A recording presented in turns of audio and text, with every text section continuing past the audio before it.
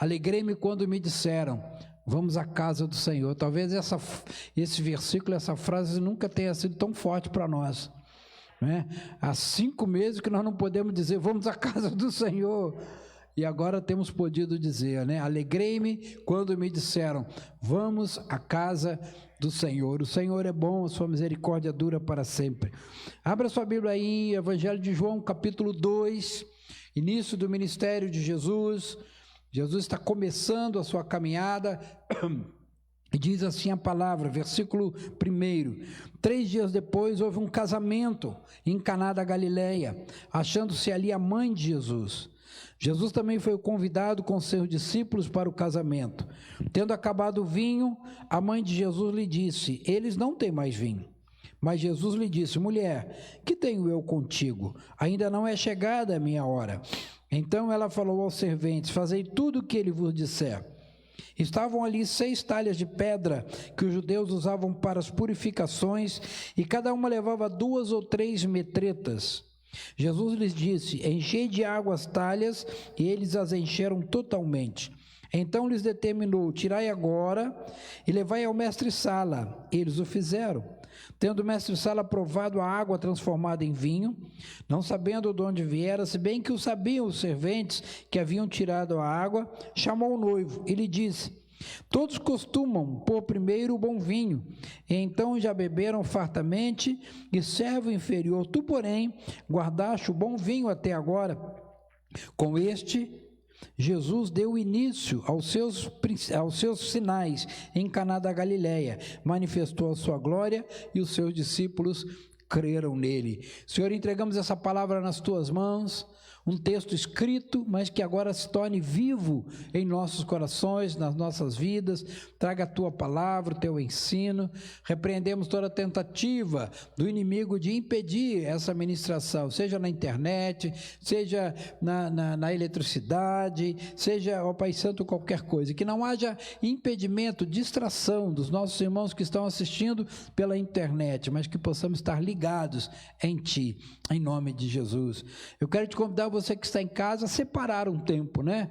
Eu sei que alguns assistem deitados, tomando água, mas assim como se você estivesse no templo, separa, senta, se você puder colocar na televisão, um tempo de ministração do Senhor na sua vida, né?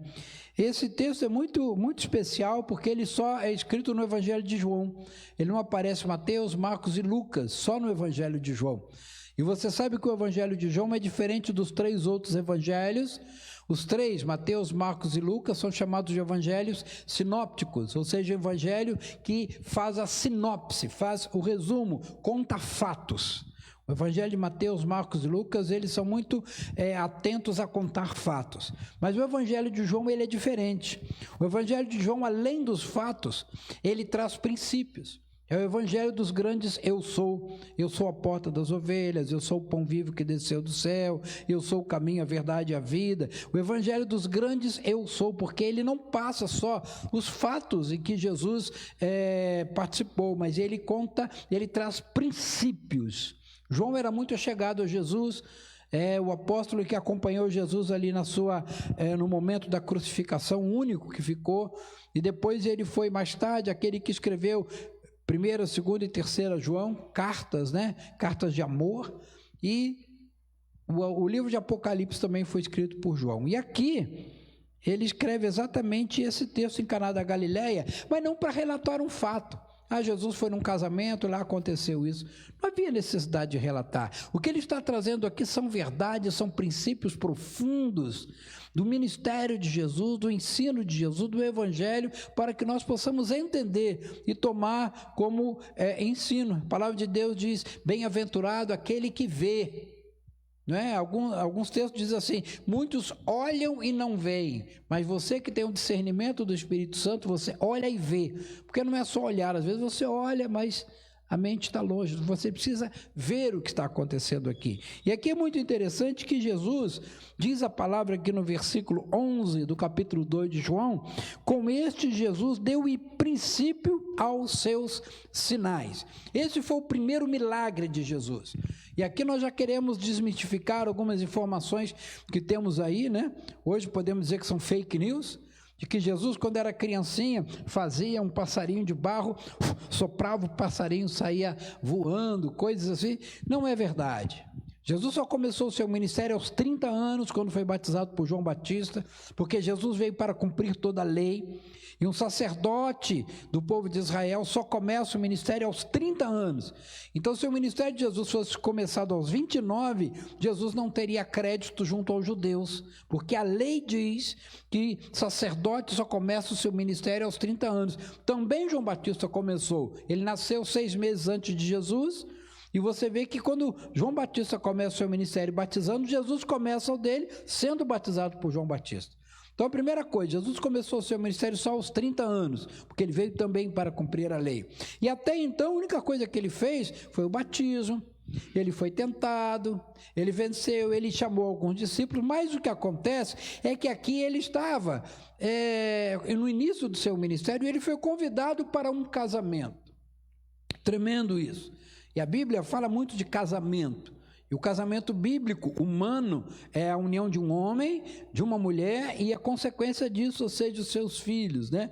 Claro que o Senhor é misericordioso, podemos ter uma família só com o pai, só com a mãe, porque por uma série de situações. Mas o casamento bíblico é um homem, uma mulher e os seus filhos. A mesma coisa o casamento espiritual da igreja. Jesus é o esposo, a igreja é a esposa. Por isso a Bíblia diz que só há um caminho, todos os caminhos levam a Deus. Não, aí nós entenderíamos que o casamento é multiforme, o casamento espiritual. Não, o casamento só tem um caminho. Jesus é o caminho, a verdade, a vida. Ele é o único esposo da esposa que é a igreja. Então, a única forma que nós temos de estar em comunhão com o Pai é nos casando com Jesus como igreja. Então, Jesus começa o seu ministério num casamento. Coisa interessante, né? A Bíblia começa o seu relato, a história humana começa com um casal, Adão e Eva.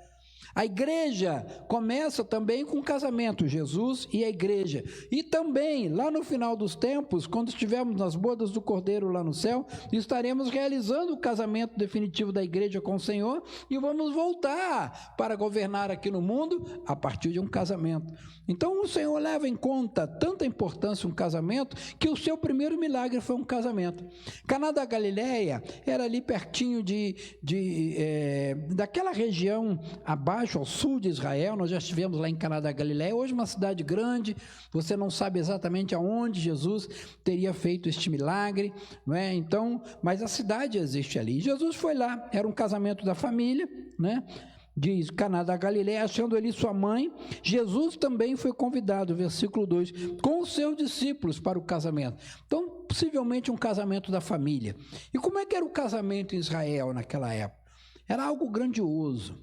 Não era simplesmente passar no cartório, assinar um documento e ir para casa, ou simplesmente como muitos hoje, vão morar junto? Vão não. O casamento era algo muito sério, era algo que era programado pelo marido, pelo futuro marido, pela futura esposa, pela família. Tinha um momento do noivado, talvez você não saiba, mas quando Jesus disse para a sua igreja, né, vou preparar-vos lugar, essa era a frase que o noivo falava para a noiva, quando eles decidiam se casar. Vamos ficar noivos? Vamos marcar o casamento para dia tal? Então havia uma divisão de tarefas. A noiva ficava encarregada do enxoval, preparar as coisas para o casamento, e o noivo ficava encarregado de preparar a casa. Por isso Jesus falou, vou preparar-vos lugar. Esse foi um pedido de casamento de Jesus para a igreja noiva.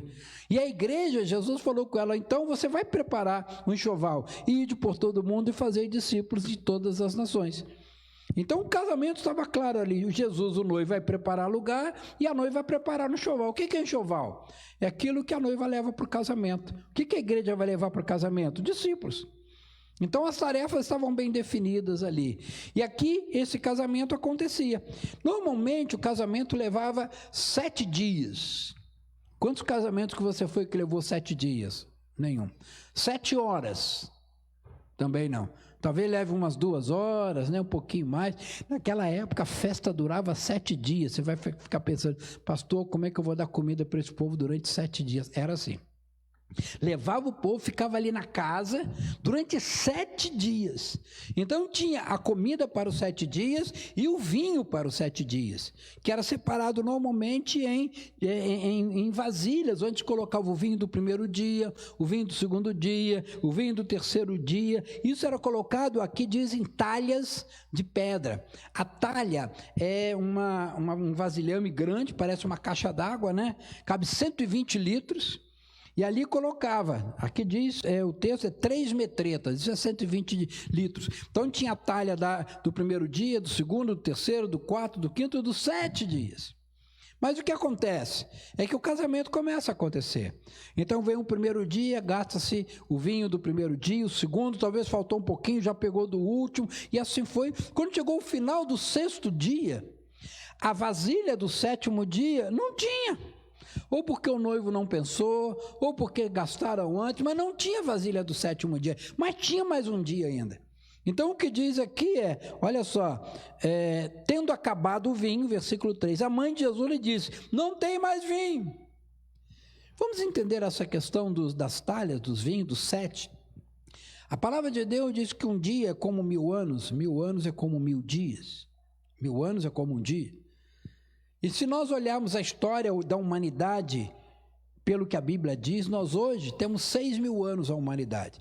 2.000 anos de Adão até Abraão, 2.000 anos de Abraão até Jesus, 2.000 anos de Jesus até agora, são 6.000 anos, e agora virá o último milênio. Ou seja, o milênio previsto lá no livro de Apocalipse, o milênio previsto na Bíblia, dizendo que Satanás vai ser amarrado por esse tempo, vai ser preso lá no abismo, e Jesus volta com a sua igreja e vai reinar durante 1000 anos. Antes disso, haverá o arrebatamento. Se você quiser entender um pouquinho mais, vai lá no nosso canal do YouTube, tem a série 10 lições sobre a volta de Cristo, nós falamos sobre isso. E vamos aguardar agora o milênio, o último ano. Estamos na iminência de acabar o sexto dia e entrar no 7º dia, de acabar o 6º milênio, de entrar no 7º milênio. Pastor, quando vai ser? Não sei. Não sei. Se formos levar exatamente a ferro e fogo, né? Jesus foi assunto aos céus e deu início à igreja mais ou menos lá no ano 30. Se formos levar a ferro e fogo, talvez mais 10 anos, mas eu não vou dizer que Jesus volta em 2030 não, porque depois vão me acusar de estar dando essa data. Não tem data. Quer dizer, eu não sei a data, você não sabe a data, mas Jesus sabe. Mas estamos na iminência, naquela virada do dia. E durante esses 6.000 anos, tudo que tinha que se consumir foi consumido. Depois do pecado, o homem começou a consumir a terra. E nós estamos vendo aí, né, questão de fogo, só falam da Amazônia, né, mas lá na África, na própria Europa e na Austrália pegando fogo, e poluição, e não só os aspectos físicos, mas os aspectos humanos e emocionais. Nós estamos no limite. Você consegue imaginar, eu estou com 62 anos e eu me lembro, não lembro há 62 anos atrás, não, mas vamos... no mínimo há 50 anos atrás, como era a sociedade, como é hoje. Você consegue imaginar a sociedade 50 anos daqui para frente? Os costumes? 50 anos daqui para frente, a violência? 50 anos daqui para frente, o alimento, o suprimento das coisas? Eu não consigo imaginar como será daqui a 50 anos. Se eu olhar para trás, como mudou de 50 anos de lá para cá, e como vai mudar daqui para frente, sabendo então que as coisas são aceleradas, eu não sei como será, mas não vejo boas coisas, por isso que eu acho que Jesus volta antes disso. Então, o vinho dos 6.000 anos, o suprimento dos 6.000 anos, acabou, a terra está em destruição, a terra está doente, não adianta Greenpeace da vida. A terra está doente, a terra está morrendo, porque ela foi infectada por uma doença há 6.000 anos atrás, chamada pecado, que entrou no homem. Como o homem tem autoridade sobre a terra, o pecado do homem influencia aquilo que ele tem autoridade. Nós sabemos disso, não é? Você que é pai, tem autoridade sobre a sua família, se você está em pecado, toda a família sofre. Você que é empresário, você que é pastor, se você está em pecado, tudo que está debaixo da sua coordenação sofre. Nós temos aí os políticos, né? Quando você tem um político corrupto, todo o povo que está debaixo daquela jurisdição sofre. Então o que acontece? O homem pecou e a terra foi levada ao pecado. E aí a terra veio morrendo. 6 anos de agonia. A terra veio numa situação... Hoje, está difícil encontrar um rio bonito. Está difícil encontrar uma floresta virgem. Está difícil encontrar uma montanha que você possa subir. Está difícil encontrar a notícia, a geleira está derretendo, fogo na floresta, mar poluído, o mundo está doente. Ou seja, se consumiu tudo o que tem que se consumir. E agora, o que acontece? O povo, as pessoas, Maria que representa as pessoas, ela que estava vendo ali, chega para Jesus e fala assim: Jesus, acabou o vinho. É o que nós estamos falando hoje para Jesus. Jesus, acabou o vinho. Vinho representa graça, vinho representa salvação, vinho representa a presença de Deus, vinho representa o sangue de Jesus derramado ali na cruz do Calvário, vinho representa alimento, vinho representa a presença de Deus. E nós, por isso Maria que não representa a mãe de Jesus, não representa nós, os seres humanos, as pessoas. Jesus, acabou o vinho. E se eu falar isso para Jesus, sabe o que Jesus vai me dizer? Calma, não é chegada a minha hora. Não é hoje que Jesus vai voltar, não sei, pelo menos até agora não foi. Vai chegar a hora de Jesus, mas ele fala assim, não é chegada a minha hora, mas já toma providências. Por quê? É esse pedacinho de tempo que nós estamos vivendo agora. Hoje não é chegada a hora, mas Jesus volta já, Jesus volta em breve, e esse tempo entre a fala da humanidade, a fala de Maria para Jesus e a providência de Jesus é muito curto, tanto é que Jesus já manda tomar providência. Não é chegada a minha hora. O que ela diz? Fazei tudo o que ele mandar. Isso aqui é muito parecido quando José do Egito assume lá, né? O faraó fala para todo mundo, olha, faz tudo o que ele mandar. Ou seja, a solução é fazer tudo o que Jesus mandar. As soluções humanas não têm mais lugar. Os governantes estão aí igual barata tonta. Um manda fechar, outro manda abrir, manda fechar, manda abrir, pode isso, não pode aquilo. As escolas vão voltar quando? Tem umas 20 datas.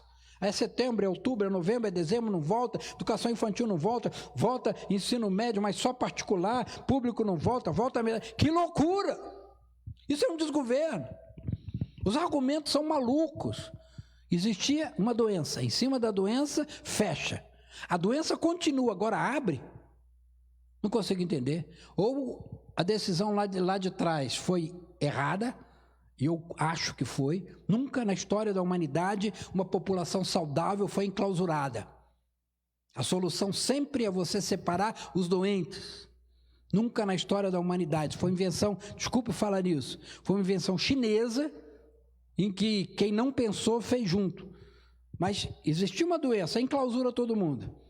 Não mudou a situação, a doença continua. Agora, desenclausura, ou está errado agora ou está errado lá. Está ventando, fecha a janela, aí ficou abafado, abre. Mas peraí, o vento continua. Então, eu estou dizendo isso para dizer que a solução humana não existe. Qual é a solução para a educação? Professores? Não tem. Esse ano perdeu, não perdeu? Aí volta quem está nos últimos anos, volta... Tem até uma solução, parece que foi a ex-presidente que tinha dado, né? Volta um dia os professores, outro dia os alunos, não sei se é verdade isso. Mas não tem solução humana. Qual a solução para a economia? Dar dinheiro para todo mundo?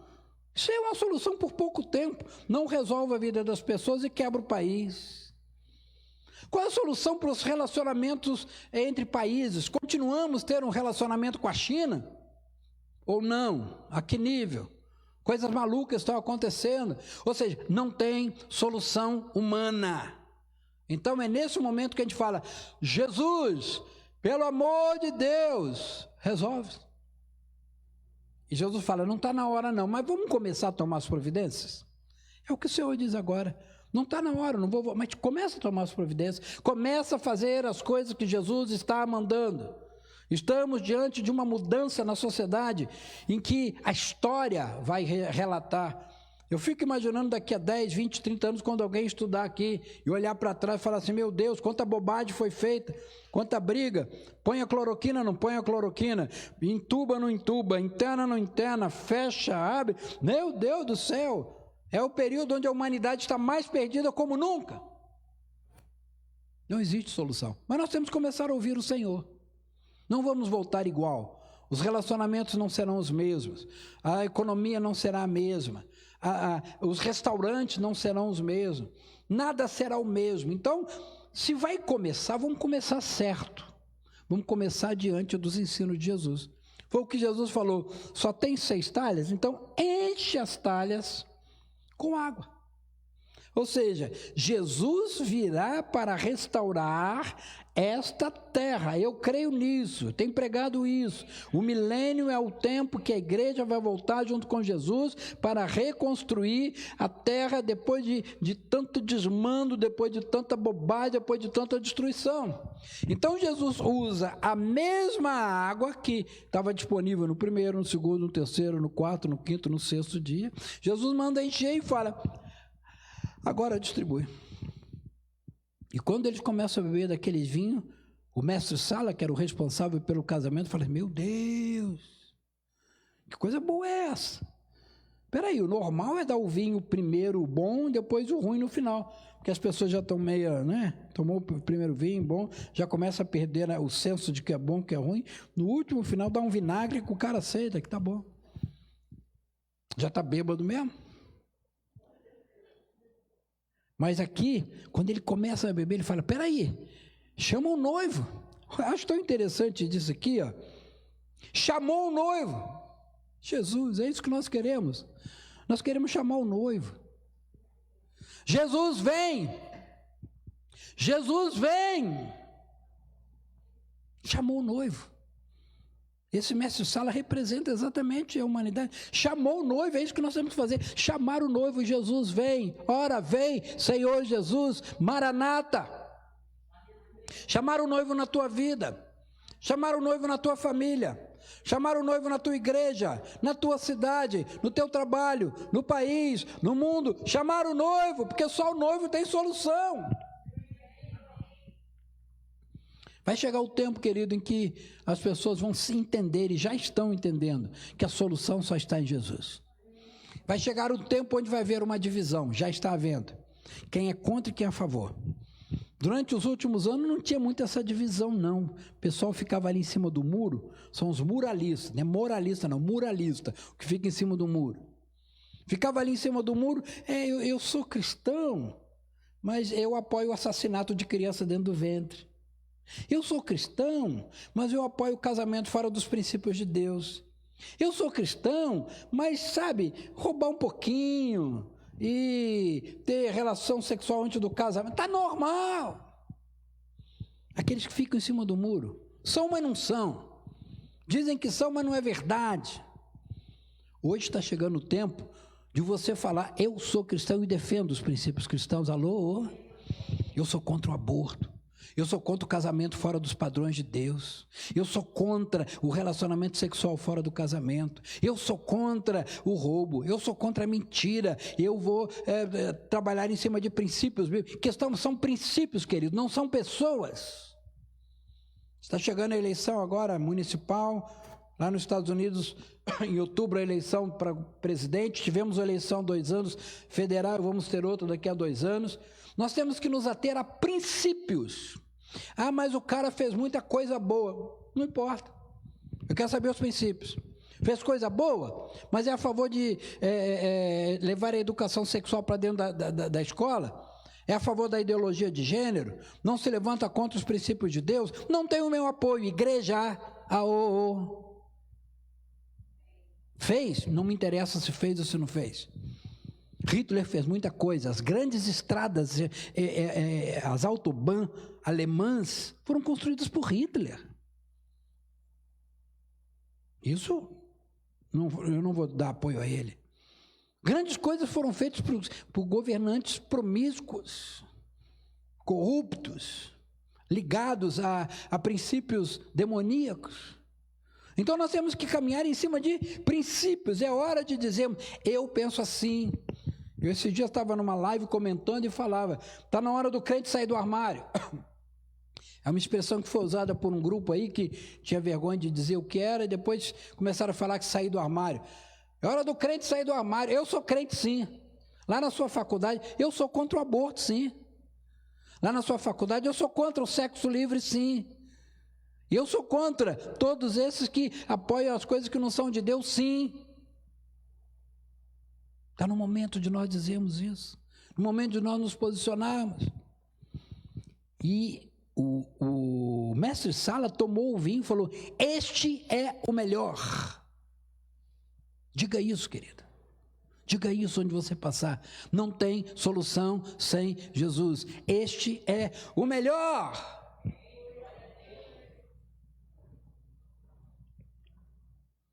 E aí houve o 7º dia, grande festa, o melhor vinho. Imagina um contando para o outro: cara, olha esse vinho agora, muito melhor do que aquele todo.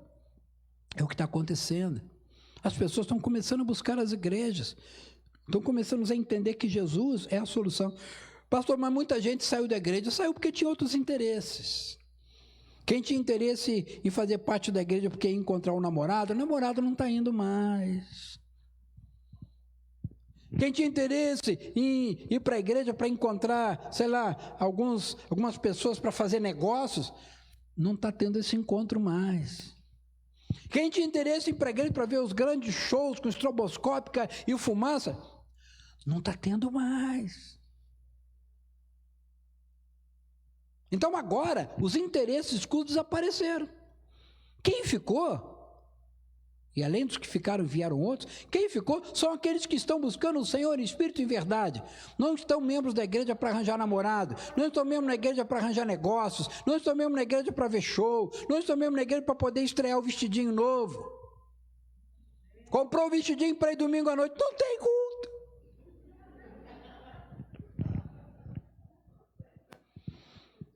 Até igrejas que abriram para pastor ganhar dinheiro. Não deu certo em nada na vida. Tudo que fez deu errado.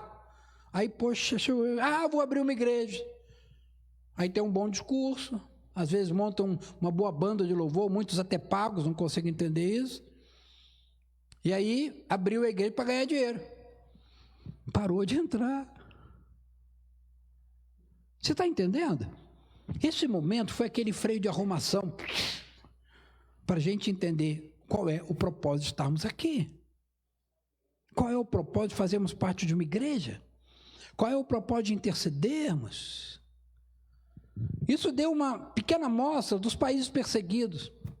Coreia do Norte, China, a tão famosa China, está destruindo templos, um atrás do outro, proibindo as reuniões, e só permite reunião se fizer um culto lá ao partido. As Bíblias estão sendo queimadas. Coreia do Norte, Afeganistão, outros países, e quanto mais, Irã. Só você olhar lá na página de um ministério chamado Portas Abertas, todo ano eles publicam os maiores países de perseguição à igreja, né? A igreja perseguida. Sabe o que está acontecendo? Sabe onde? Qual é o país onde a igreja cristã, a igreja evangélica cristã, por consequência, mais cresce? Estados Unidos, Brasil, não, China. Na Coreia são milhões de pessoas. Por quê? Porque para você fazer parte da igreja, você vai porque você quer Jesus. Nos países de facilidade, Estados Unidos, Europa, ao contrário, pessoas estão deixando a igreja. Está ficando quem é firme. Porque o último vinho, o vinho do 7º milênio, o vinho produzido direto por Jesus, este é o melhor. E nós estamos nesse tempo, tudo que tínhamos para usar acabou.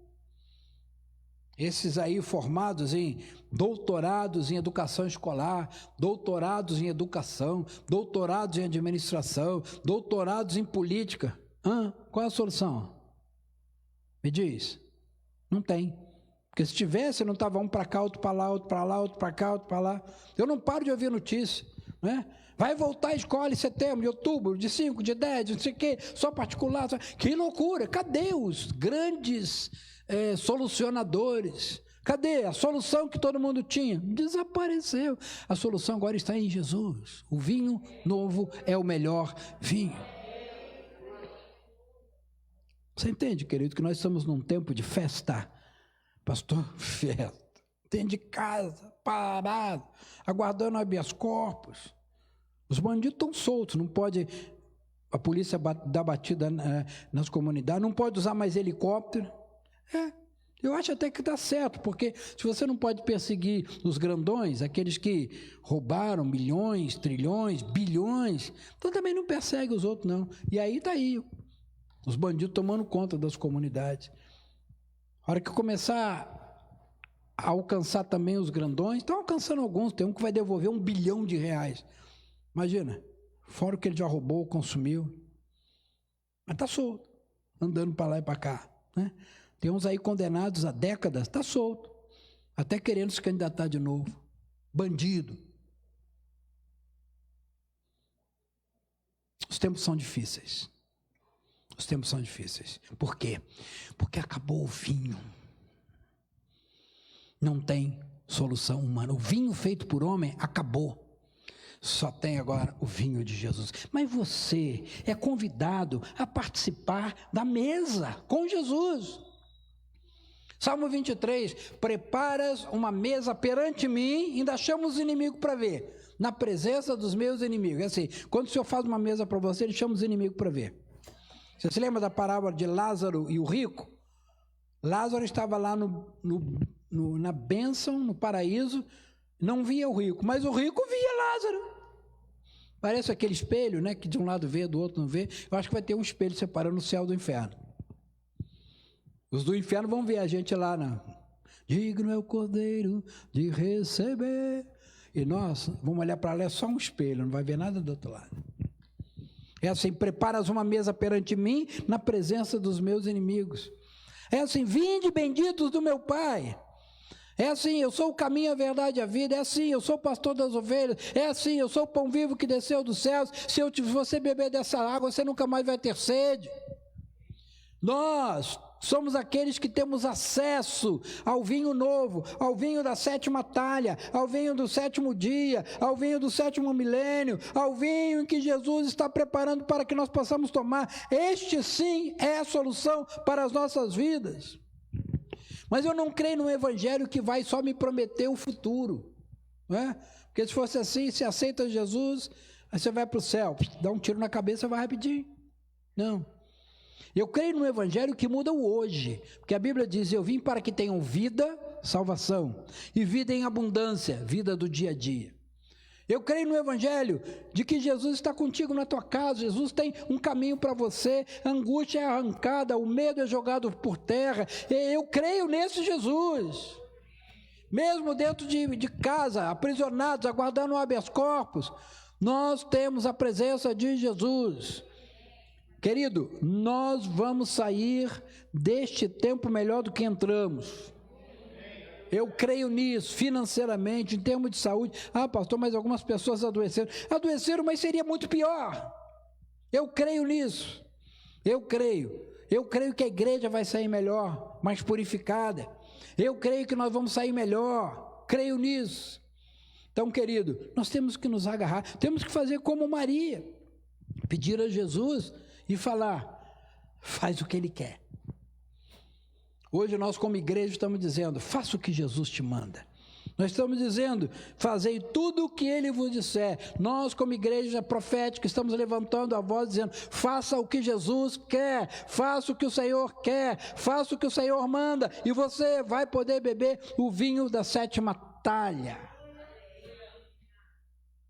Não é tempo de ficarmos pensando, meu Deus, agora não tem mais água, meu Deus, acabou o vinho. Não é tempo disso, agora é tempo de falar, Jesus, chama o noivo. O mestre Sala provou da água e disse, chama o noivo. É hora de chamarmos o noivo. Você crê nisso? Queridos, eu creio que nós estamos num tempo privilegiado, um tempo de bênção, um tempo de unção. Eu quero te convidar a hoje pela manhã fazer essa declaração. Nós vamos começar a louvar aqui outra vez, e eu quero te te levar a tomar uma posição diante do Senhor.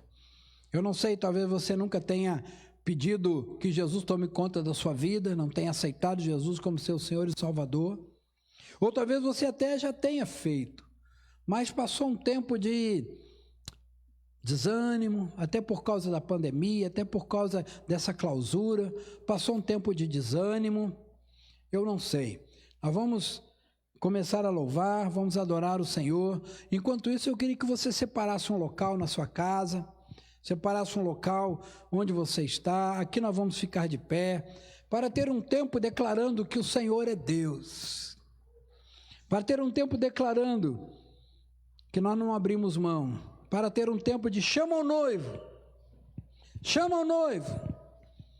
Essa é a frase que o Senhor está dizendo para nós hoje, e essa semana, chama o noivo, porque é momento de chamarmos Jesus para tomar conta da nossa vida. Eu já aceitei Jesus, glória a Jesus, mas é o momento de você chamar de novo. É o momento de você renovar os seus votos. É o momento de você renovar a sua aliança. É o momento de você sondar a sua vida e ver se tem alguma área que Jesus ainda não pôde entrar. Porque nós aceitamos Jesus, mas reservamos algum cantinho, né? Não, na minha vida financeira, as decisões financeiras cuido eu. Não, as decisões sentimentais cuido eu. No meu trabalho, ninguém se mete, eu continuo fazendo as coisas ilegais. No meu temperamento, não, eu nasci assim, e vou ser sempre assim. Síndrome de Gabriela. Nós temos que entregar toda a vida para Jesus. Olha o que Maria diz: fazei tudo o que Ele vos disser. É momento de fazer tudo. Em nome de Jesus, é momento de fazer tudo. Aleluia. Eu queria que você separasse esse tempinho aí para estar com o Senhor. Aqui nós podemos apagar as luzes do templo, deixar só aqui na frente. Deixar um local onde você possa buscar a presença do Senhor. Se quiser deixar as daqui da frente. O Senhor é Deus. O Senhor está acima de todas as coisas. E esse é o momento para você parar. Para o que você está fazendo. Você está na cozinha, desliga o fogo. Você está fazendo outra coisa no computador, para agora. E chama o noivo. Chama o noivo. Senhor, nós queremos entregar a nossa vida nas Tuas mãos mais uma vez. Não há solução para esses problemas, para o que estamos enfrentando, a partir de uma visão humana. Senhor, o vinho acabou.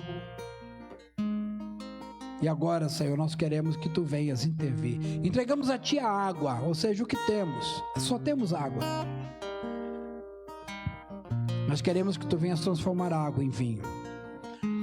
Pedimos, Senhor, que Tu venhas transformar a nossa vida numa vida poderosa. A nossa vida aqui é água, sem sabor. Mas queremos que Tu venhas transformar, que possamos a ser vinho novo. Entrar nas casas, entrar nas aldeias, entrar nas cidades, nas empresas, nas igrejas, nas famílias, declarando que Jesus Cristo me transformou de água em vinho. Esse é um tempo, querido. Se você puder, levante a sua mão e faça essa declaração comigo. Diga assim: Senhor Jesus, eu declaro que a minha vida está nas Tuas mãos. Eu declaro que eu dependo de Ti. O vinho humano acabou. Agora eu preciso do vinho novo. Entra na minha vida, na minha casa, na minha família. E eu declaro em nome de Jesus que Tu és o dono da minha vida. Louvado seja o nome do Senhor. Você pode louvar o Senhor com as suas palmas. Aleluia. O Senhor é bom. Aleluia. Eu quero te abençoar, querido. Declarar a bênção do Senhor sobre tua vida. Todo domingo estamos aqui às 10 horas da manhã. Terça-feira às 8 horas da noite. Quinta-feira lançamos no YouTube uma palavra de ensino. Estamos agora falando sobre as parábolas de Jesus.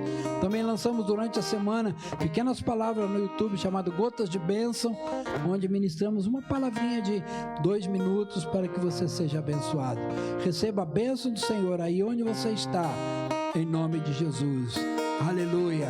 O Senhor é bom e a sua misericórdia dura para sempre. Aleluia. Continue louvando o Senhor mais um pouquinho. Tu és a minha luz, a minha salvação. coração